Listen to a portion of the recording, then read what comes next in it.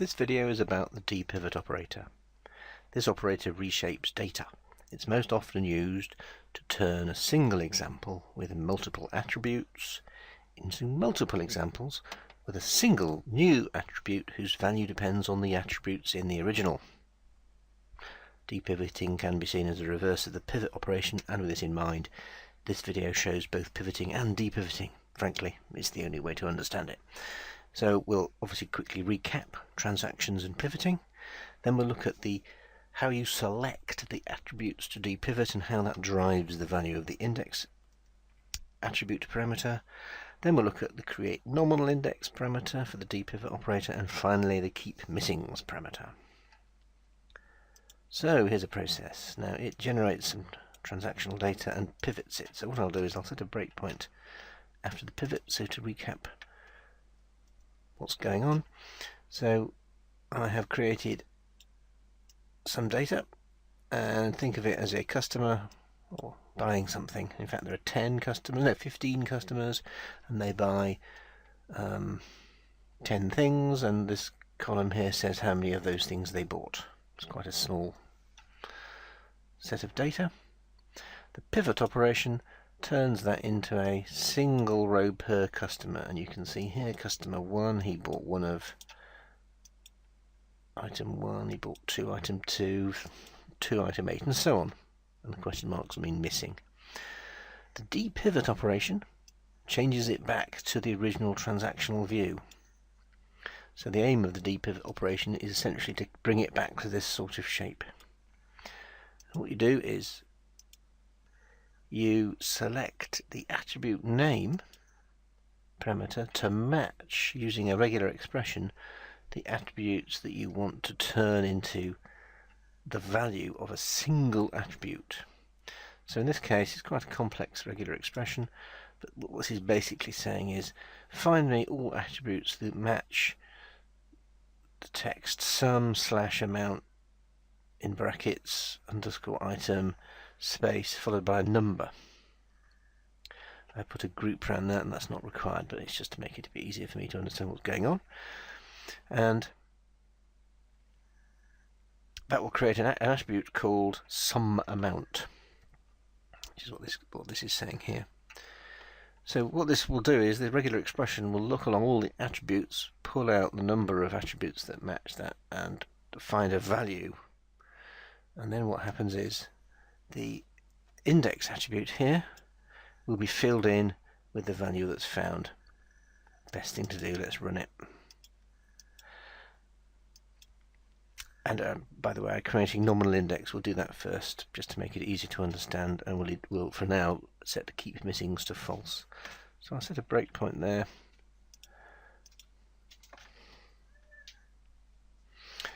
Now, so this is the input, and if we look at the output, there it is. So I'll scroll those to the right. So as you can see, what's happened is the original transactional data has been mostly recovered. There's some work to do to make the names nicer, but basically there are now 69 rows in the original, which is the same as the number in the original pre-pivot example set.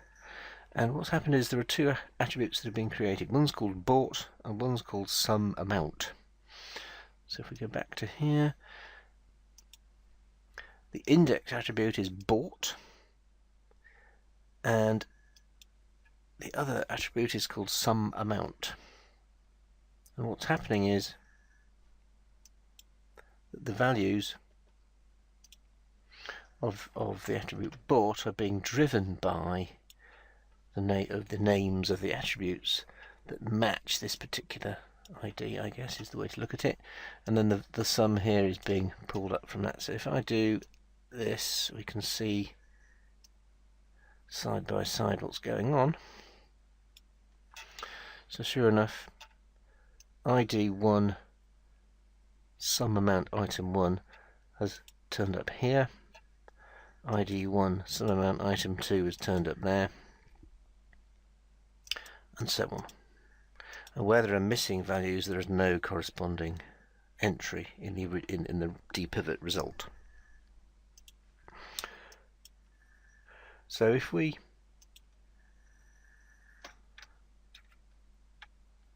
let this run all the way, I'm using a replace operator here to change the names to be a bit easier to read. So if I run it all the way through to the far end,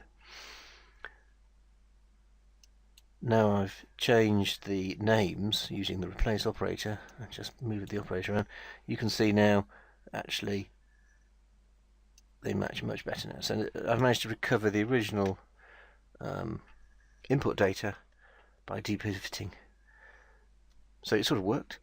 And now let's change some of these parameters. Let's do keep missings. What this does is it will actually put an entry even when there's no data to support the combination of the row and column here. So I'll do that here, and what we'll now see is we'll see 150 examples will be produced, which is all combinations of the 15 customers and 10 items, and you can see some of them are missing.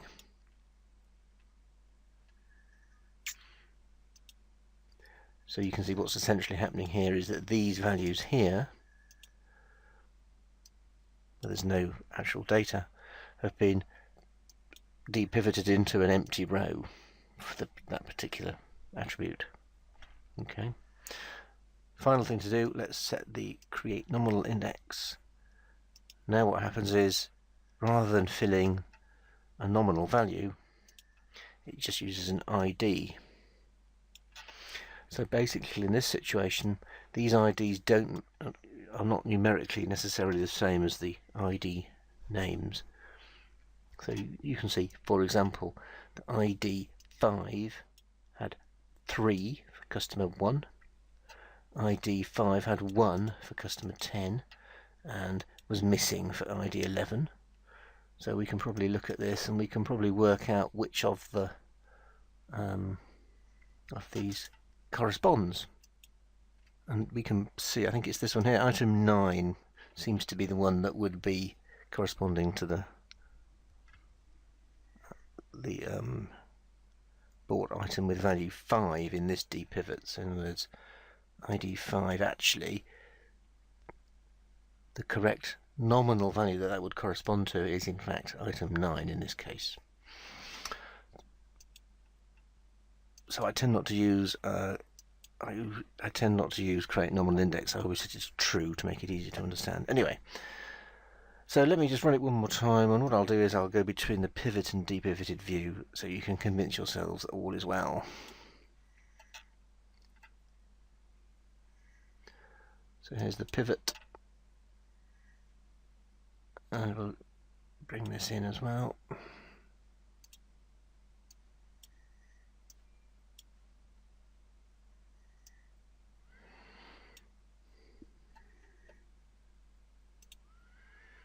I might as well break them all off. I'll pause the bit of fiddling around. Here we go. So basically we can see is customer 1 has one item 1, one item 2, one item 4, 2 item 8, 3 item 9, and all the rest are missing. So it's just, so far on 10 you can work around yourself.